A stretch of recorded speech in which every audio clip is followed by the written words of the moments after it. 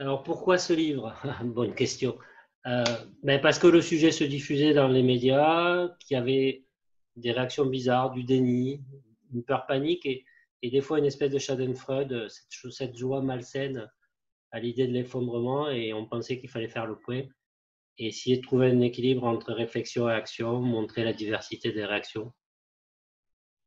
Ouais, Voilà.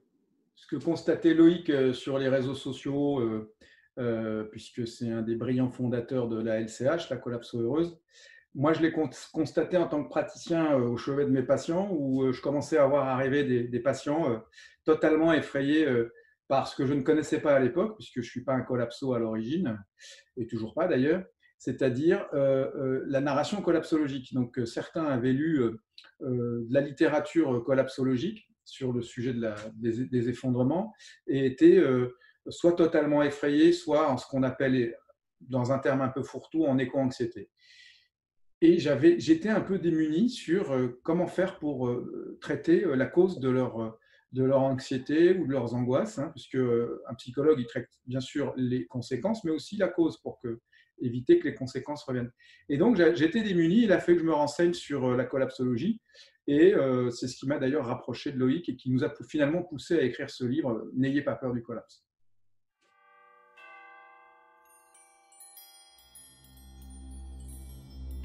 Pouvez-vous résumer le propos du livre? Vaste entreprise. On a essayé de faire quelque chose finalement de très kantien, très simple. Que puis-je connaître? Que puis-je faire? Que puis-je espérer? On pensait qu'avec ce plan très très simple, on voulait montrer que la collapsologie finalement c'est quand même assez robuste comme annonce, ça pose problème parce que ça impacte énormément de choses dans nos sociétés, comment on continue à créer de la richesse, comment on réorganise la société. Et il nous semblait important d'analyser les réactions et l'impact sur le fonctionnement de la société et des individus. Oui, pour rebondir sur ce que vient de dire Loïc, on s'est servi de Kant parce que c'est quand même le père de l'épistémologie moderne et donc de la mère des sciences. C'est-à-dire que la première question qu'il pose, que puis-je connaître, c'est vraiment les conditions de la connaissance et le contenu de la condition. Donc le contenu et le contenant. Aujourd'hui, on est dans un monde où les fake news prédominent et il nous fallait revenir sur un socle de connaissances solides. C'est ce qu'on a, enfin moi personnellement découvert, Loïc le savait depuis longtemps, c'est que la collapsologie et la narration collapsologique s'appuient vraiment sur des recherches sur tous les sujets de l'effondrement. Mais aujourd'hui, le problème des sciences, c'est qu'elles sont encheminées et il n'y avait pas de transversalité entre ces différentes thématiques d'effondrement dans les différentes sciences, la science du climat, les sciences de la biologie, les sciences de l'environnement. Et la collapsologie apporte cette transversalité qui fait que justement, ça rend la nouvelle encore plus effrayante pour la psyché humaine. Et donc, ça pose la deuxième question, c'est comment dois-je agir fort de cette connaissance-là, qui bouleverse, qui rebat les cartes en fait de nos connaissances telles que on les a en tant qu'hommes de la rue, hein, et donc de la doxa, les connaissances de la doxa, comme celle par exemple d'une croissance infinie dans un monde fini. Et clairement, la collapsologie rebat les cartes de ce point de vue-là, et ça oblige à repenser notre monde et donc notre action dans le monde. C'est cette deuxième question, comment dois-je agir, et donc les nouvelles éthiques possibles par rapport à cette information collapsologique. Et enfin, donc, contrairement à ce qu'on peut penser, il y a une espérance derrière le collapse, c'est-à-dire qu'une vie est possible après le collapse, contrairement à ce que certains délires apocalyptiques laisseraient entendre, c'est qu'il y a vraiment une espérance possible, et c'est pour ça qu'on a appelé notre livre N'ayez pas peur du collapse.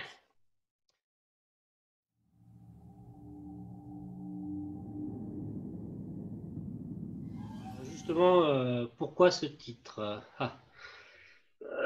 Alors, c'est un choix de l'éditeur au départ, mais il nous allait bien parce qu'en fait, il résonnait en nous, dans les deux sens, raison et résonance, avec les propos de Jean-Paul II, qui les prononce dans les années 70 à un moment donné où on a peur de tout. On a peur de la guerre froide, on a peur de la bombe nucléaire, on a peur pour les ressources, on a peur pour le monde en général. Et il fallait une sacrée dose de lucidité et d'espérance pour oser, à ce moment-là, malgré les difficultés extrêmes, essayer de parler d'espérance lucide. Et on trouve qu'aujourd'hui, avec les ressources, avec les migrations, avec les colères, les populismes, on vit une époque un peu semblable et qu'il faut garder cette espérance lucide. Et puis aussi, il y a une phrase de Camus qu'on aime bien tous les deux, qui est avec Pierre-Éric, qui est n'ayez pas peur de passer du temps avec vous-même, qui est dans les carnets et qu'on doit à Camus. Et on trouvait que cette référence était intéressante. Oui, alors aussi, ce qui est derrière le titre, c'est la peur, hein, clairement, et tous les enjeux qui peuvent graviter autour de cette notion de peur. Certains, plus ou moins mal intentionnés, consciemment ou inconsciemment, essayent d'en faire une heuristique pour manipuler les gens et les faire aller dans un sens idéologique qui les arrange. Néanmoins, la peur, elle est naturelle. Elle est comment dirais-je, à la genèse de toutes les actions, en fait. Elle est même salvatrice, puisque la peur nous sauve du danger et notamment, ça confine à l'instinct de conservation. Et comme la collapsologie réactive, retour du refoulé, comme on dit en psychologie, c'est-à-dire une angoisse qui est profondément enfouie de nous, qui est l'angoisse de la finitude. Il y a deux types de finitude, on l'a découvert dans nos études qualitatives et quantitatives. L'angoisse de finitude individuelle qui est la mort, hein, donc la fin de l'existence, dont on est tous informés, mais dont on ne veut pas voir l'annonce perpétuellement représentée, et l'angoisse eschatologique, c'est-à-dire l'angoisse de fin des temps, ce qu'annonce quelque part, ou ce que pourrait laisser entendre annoncer la collapsologie, puisque évidemment la collapsologie ne souhaite pas la fin des temps, elle est plutôt là comme un avertisseur d'un navire qui est dans la brume, d'un écueil qui peut abîmer le bateau de l'humanité. Et vraiment, ça, évidemment, la peur n'exclut pas le danger. Elle doit permettre de nous préparer face au danger. Donc, c'est-à-dire que ça ne doit pas être une peur qui immobilise, voire qui démobilise, mais une peur qui mobilise. Et on a vraiment parié sur ça et sur toutes les expériences qu'on a pu rencontrer, les expérimentations donc de collapsonautes ou de collapsosophes, puisque notre idée, c'est évidemment de voir comment ceux qui avaient été affectés par cette peur avaient réussi à s'en sortir et à dépasser cette peur pour en faire quelque chose de positif et de construction pour l'action. C'est en ce sens-là qu'il y a une vie après le collapse.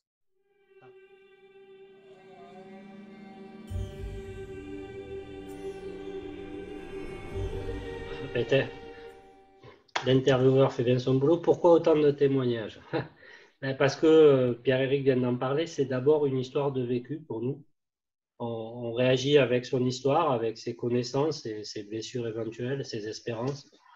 Et pour moi, il fallait raconter ces histoires sans les juger parce qu'elles ont une forme de beauté. Et de toute façon, étant donné l'impact qu'a la narration collapsologique, pour nous deux, ça ne pouvait pas rester un propos désincarné, en fait. Ça devait obligatoirement passer par des témoignages. Voilà. Témoignage en grec, ça se dit martyros, c'est celui qui a souffert, celui qui a été éprouvé. C'était exactement ce qu'on voulait illustrer au travers de ces cheminements, c'est-à-dire des personnes qui avaient été éprouvées d'abord psychiquement par la narration collapsologique ou toute autre narration qui parlait de catastrophisme ou d'effondrement, parce que ce n'est pas l'apanage que de la collapsologie, hein, ça fait depuis les années 60-70 qu'on en entend parler, mais qu'on ne les prenait pas autant au sérieux parce qu'il n'y avait pas d'actualisation de ces discours dans les actes. Et maintenant, les gens peuvent le mesurer avec leur propre sens. Hein. Certains de ces témoignages de personnes qui ont témoigné nous racontent que quand ils étaient enfants, ils voyaient des champs remplis de papillons, ils voyaient des poissons multicolores le long des plages, ils voyaient des insectes s'écraser sur le parvis, ce qu'ils ne voient plus aujourd'hui, 10-15 ans après, pour les plus jeunes. Et donc, ceux qui ont été éprouvés par cela ont quelque chose à nous raconter de leur expérience pour éviter qu'on ne vive les mêmes affres, quand bien même on sera éprouvé nous aussi, mais peut-être avec moins de souffrance. Et le fait, c'est l'intelligence collective qui permet ça, le fait de faire témoigner des gens nous permet non seulement de voir qu'on n'est pas seul à vivre la narration collapsologique comme quelque chose d'éprouvant, on n'est pas le premier, on ne sera pas le dernier, mais que derrière, il y a des formes de résilience qui sont possibles et de dépassement en fait, de ces angoisses très profondes de peur d'angoisse de finitude, de peur de mourir, de peur de voir la fin des temps arriver, parce que, comme le disait Saint-Exupéry, seule l'action nous délivre de la mort. Et ces gens-là prouvent, ces témoins prouvent qu'il est tout à fait possible d'avoir une expérience constructive pour vivre son existence dans une forme d'ataraxie et de tranquillité de l'âme.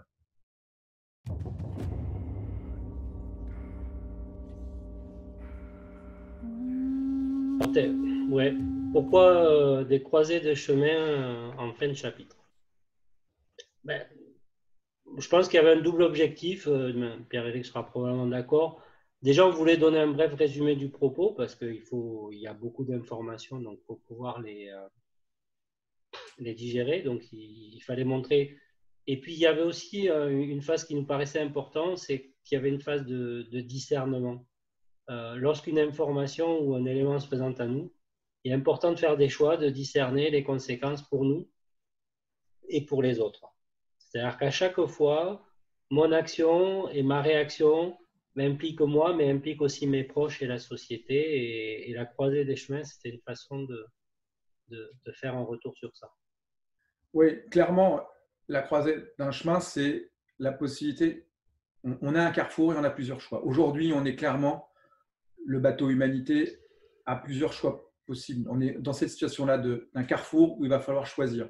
Soit c'est business as usual, soit c'est des scénarios à la Mad Max, ou soit c'est des scénarios plus réalistes qui nous permettent d'avoir quelque chose à espérer, fort des connaissances qu'on a acquises grâce à la collapsologie.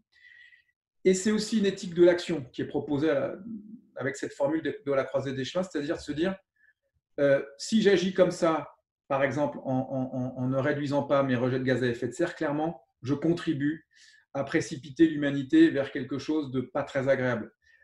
Donc, mon confort va précipiter l'inconfort pour le plus grand nombre de l'humanité d'ici 2 ou 3 décennies. Alors qu'un petit inconfort présent peut permettre d'amortir l'inconfort global de l'humanité si je fais le choix de faire des efforts dès maintenant pour, par exemple, réduire mon impact carbone sur la planète ou limiter mes rejets de gaz à effet de serre en utilisant dans chacun de mes gestes quotidiens des éco-gestes, en choisissant d'actualiser des éco-gestes qui permettent de réduire mon impact sur la planète. Donc vraiment, cette croisée des chemins, c'est à chacun de la vivre au quotidien dans chacun de ses gestes, dans le moindre des petits gestes, des éco-gestes qu'il peut faire. Donc de choisir l'écologie ou de la refuser, de choisir de faire un geste pour la planète ou le contraire.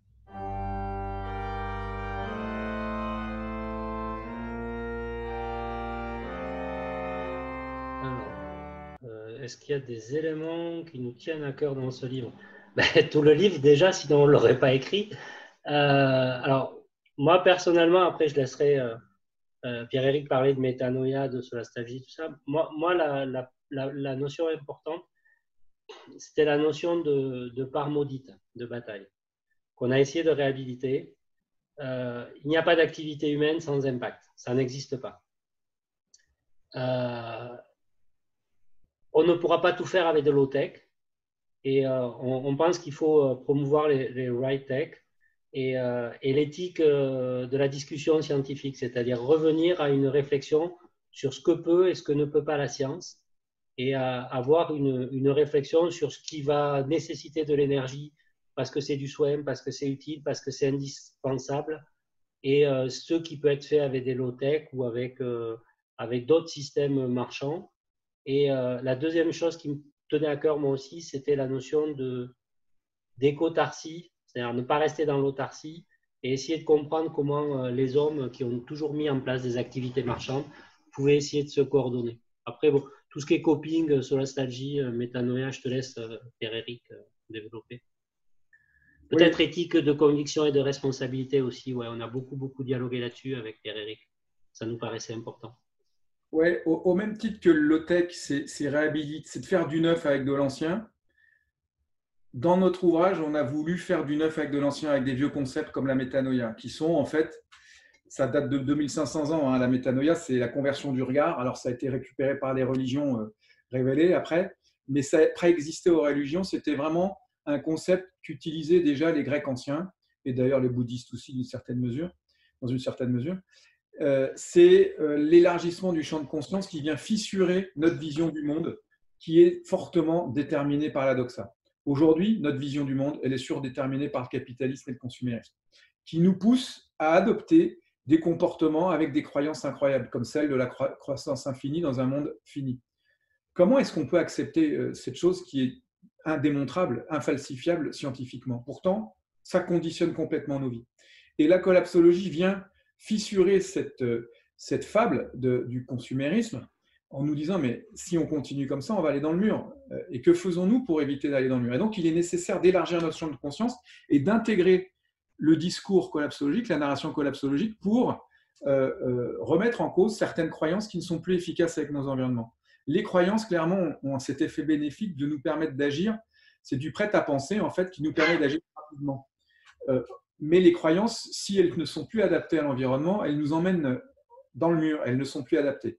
Et c'est en ce sens-là que la collapsologie crée cette espèce de fissuration de nos visions du monde pour accepter d'intégrer des nouvelles valeurs plus efficientes comme les valeurs écologiques, parce que tout simplement, on l'a vu avec la crise du Covid, si on respire moins bien, il y a la mort qui nous pend au nez. Si on mange moins bien, si on boit moins bien, ça va être pareil. Nos besoins vitaux sont aujourd'hui menacés par nos activités économiques et il n'est pas interdit de penser qu'on puisse être intelligent et remettre en cause ces activités économiques. En tout cas, comme le disait tout à l'heure Loïc avec sa notion de right tech, de se dire que la technologie, ce n'est pas qu'un problème, ce n'est pas qu'une partie du problème, c'est aussi une partie de la solution, par exemple. C'est-à-dire qu'il faut arrêter de penser de façon binaire en opposant les choses, en disant c'est tout mauvais ou tout bon. Non, la technologie fait de bonnes choses, elle nous a permis beaucoup de progrès, mais en même temps, elle fait beaucoup de méfaits si elle est mal utilisée et qu'elle est surtout utilisée contre la nature. Aujourd'hui, ce qu'on découvre dans notre société actuelle, c'est que nous sommes face à la nature alors que nous devrions être, comme nous l'étions avant, dans la nature, puisque nous sommes dans la nature comme la nature est en nous, et que nous ne pouvons pas nous passer des lois de la nature. Et l'être humain a besoin d'articuler ces lois humaines avec les lois de la nature. C'est en ce sens-là qu'il ne faut pas diaboliser la technologie, la nature, et que tout doit s'articuler en harmonie. Et c'est ça la collapsosophie, c'est d'avoir intégré la narration collapsologique comme quelque chose qui nous permet de mieux nous intégrer dans le monde en harmonie. Je rappelle d'ailleurs que cosmos en grec rappelle cette idée-là d'harmonie des lois de l'univers et que l'être humain doit s'articuler avec les lois de l'univers, pas les transgresser. Sinon, quand il ne pourra plus respirer, ou comme le disait un vieux sachem indien d'Amérique, quand il n'y aura plus d'arbres ou d'eau pour manger ou respirer, ce n'est pas avec les dollars qu'on arrivera à se nourrir. Donc voilà, clairement, c'est quelque chose qui est de l'ordre parfois du bon sens et nos croyances nous empêchent d'avoir du bon sens. Et donc la métanoïa, c'est quelque chose d'important. Et à l'inverse, on a des nouvelles pathologies, j'en parlais tout à l'heure, comme l'a évoqué rapidement Loïc, sur l'éco-anxiété ou la solastalgie. Là, on a clairement des gens qui ont cette préconscience et qui en souffrent psychiquement que notre système nous fait faire individuellement comme collectivement des choses dangereuses pour notre avenir et qu'il est temps de conscientiser ce qui est le plus dangereux pour le changer. Et ça ne veut pas dire arrêter le progrès à tout prix, ça ne veut pas dire arrêter de bénéficier du confort de la technologie, ça veut dire c'est l'utiliser à bon escient, c'est-à-dire bien agir pour se donner une espérance pour demain. Sinon, si on continue à faire n'importe quoi, ça va être beaucoup plus difficile d'avoir une espérance pour les lendemains de l'humanité. Après, ouais, mais juste pour ajouter un propos là-dessus, Pierre-Éric, on a essayé de mettre des mots MOT sur des mots MAUX et en même temps, sans jargonner ou sans inventer nos propres concepts à nous, on voulait utiliser des concepts éprouvés. La métanoïa, ça a 2500 ans. La solastalgie, il y a des travaux dessus. L'éco-anxiété, on est un peu plus dubitatif parce qu'on explique pourquoi il y a des problèmes. L'utilisation de la courbe du deuil, on explique pourquoi elle pose problème. On a travaillé sur les croyances à la fin du monde, c'est-à-dire qu'on a fait un panorama des concepts qui existent dans les sciences humaines et d'essayer de montrer en quoi ils pouvaient être utiles ou pas à cet objet particulier qu'est le collapse, mais sans vouloir réinventer l'eau tiède ou jargonner pour se faire plaisir et pour être le prochain découvreur d'un concept. Donc voilà, il faut rester modeste dans ce genre de propos parce que sinon on n'éclaire pas le propos, on l'obscurcit. Oui, clairement, c'est vraiment un ouvrage qui essaye de vulgariser la collapsologie pour le citoyen lambda. C'est-à-dire qu'il est urgentissime que tous les citoyens, voire tous les terriens, intègre ces notions-là pour comprendre les dangers auxquels on s'expose si on ne change rien.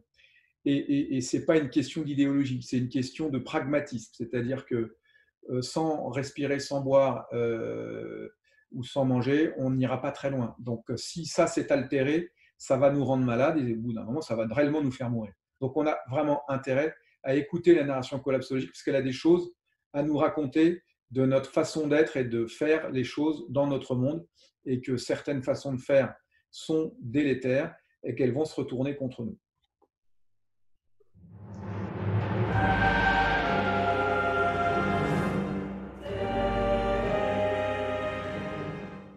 Un mot de conclusion.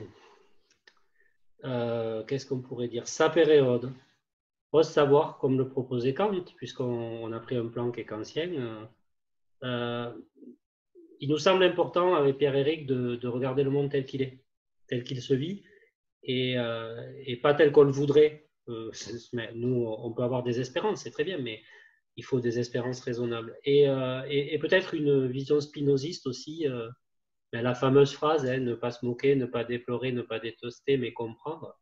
On a vraiment essayé d'avoir un regard bienveillant, pas du tout un surplomb par rapport aux gens qu'on a interviewés, par rapport à notre objet d'étude. Et on a vraiment voulu montrer que c'était l'effondrement un sujet d'actualité. Et on a voulu aussi vraiment, parce que ça nous tenait à cœur et que c'est notre personnalité, restituer avec bienveillance les parcours des gens qu'on a rencontrés, parce que des gens sont merveilleux. Et on n'a pas à juger. Certains font des choix qui ne sont pas les nôtres, d'une très grande radicalité à parfois une absence de prise en compte, mais qui sommes-nous pour juger? Et donc, nous voulions juste restituer et laisser aussi notre lecteur se faire sa propre opinion et ne pas être piégé par notre propre vision des choses. Souvent, c'était un des leitmotifs. On est très, quand on lit des livres sur la collapso, on nous dit voilà le diagnostic, donc il faut faire ça. Et avec Pierre-Éric, on est toujours embêté, on dit il est où le processus démocratique? À quel moment, collectivement, on a fait ces choix-là? Et quelle est l'éthique, quelle est la règle de délibération? Et donc, voilà, osez penser par vous-même, faites-vous votre avis et nous, on aura fait juste notre part de travail en essayant de vous exposer le plus précisément possible ce qu'est la collapsologie, ce qu'elle implique et comment les gens réagissent. Oui, et puis je reviendrai sur le titre de notre ouvrage. Il faut effectivement avoir le courage de dépasser ses peurs, et notamment cette énorme peur qu'est l'angoisse de finitude. C'est vrai que la collapsologie la réactive, et ça provoque d'ailleurs à l'égard de la collapsologie, aussi bien du message que des messagers, une agressivité ou une mise à distance de cette information-là, qui est normale, qui est douloureuse parfois pour les messagers, puisque c'est des êtres humains comme les autres, et ils peuvent en éprouver une grande souffrance de se sentir fustigés comme ça, et incompris parfois par le citoyen lambda. Mais ils sont porteurs d'un message qu'il est important de considérer parce qu'il est fondé non pas sur des croyances, ou des idéologies, mais sur des connaissances scientifiques, qui sont par définition des connaissances prudentes, parce que falsifiables, et en deçà de la vérité telle qu'on va la découvrir au fil des années à venir. Et malheureusement, c'est à craindre que ces vérités ne fassent que s'accroître, puisque justement, on n'en tient pas encore suffisamment compte et qu'on continue d'abîmer l'environnement et la planète, et que nous avons plus besoin de la planète que la planète a besoin de nous pour l'instant. Donc, ce qui est important, c'est qu'on peut dépasser cette angoisse de finitude. Je reprends la phrase de Saint-Ex qui me paraît importante. Saint-Exupéry disait « Seule l'action nous délivre de la mort ». Alors, bien sûr, il parlait essentiellement de la mort symbolique. C'est-à-dire qu'on passe notre temps à mourir symboliquement. Dès la naissance, en fait, on meurt symboliquement puisqu'on passe d'un état d'embryon dans la matrice à un état de nourrisson. À partir du moment où on est, on a nos poumons qui sont brûlés. C'est notre premier traumatisme, brûlés par l'air qu'on respire, puisque c'est la première fois qu'ils sont utilisés. Puis on s'y fait très bien et on ne pense même plus à l'air qu'on respire, jusqu'au moment où il y a une crise sanitaire qui nous fait comprendre que si on respire, on peut attraper la mort, et si on expire, on peut la donner, sans mauvais jeu de mots. Donc voilà, nos besoins naturels, ils ont l'air d'aller de soi comme ça quand on est dans l'environnement et que ça fonctionne bien, mais dès que l'environnement va moins bien, on prend conscience de nos fragilités et de la fragilité de l'humanité.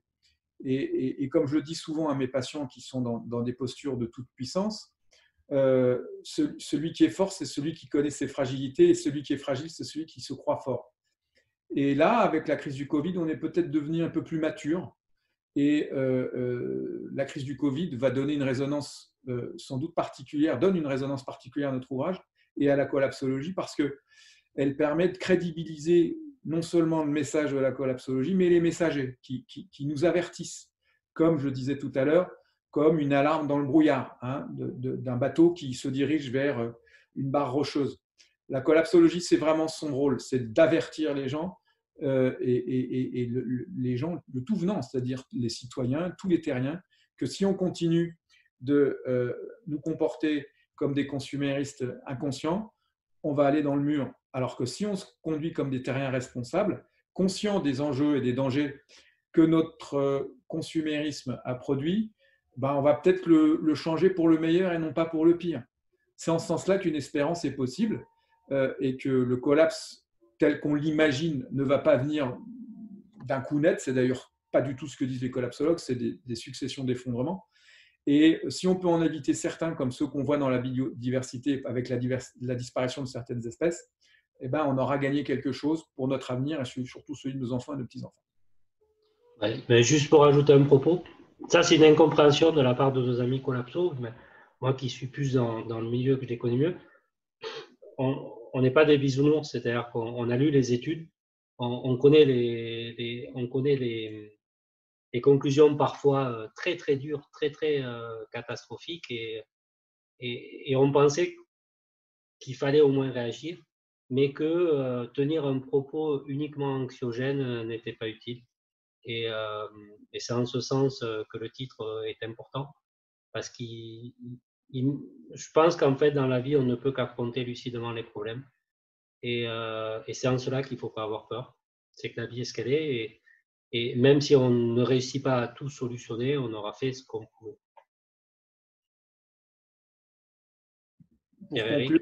Pour conclure là-dessus, effectivement, je vais reprendre un mot de Robert Mizrahi, il n'y a pas d'éthique sans politique et de politique sans éthique, c'est-à-dire qu'on ne peut pas prôner une politique quelle qu'elle soit sans respecter un minimum d'éthique, c'est-à-dire qu'elle soit capitaliste, consumériste, écologique. Il faut qu'elle puisse être applicable sans blesser le moins de personnes et pour l'intérêt général.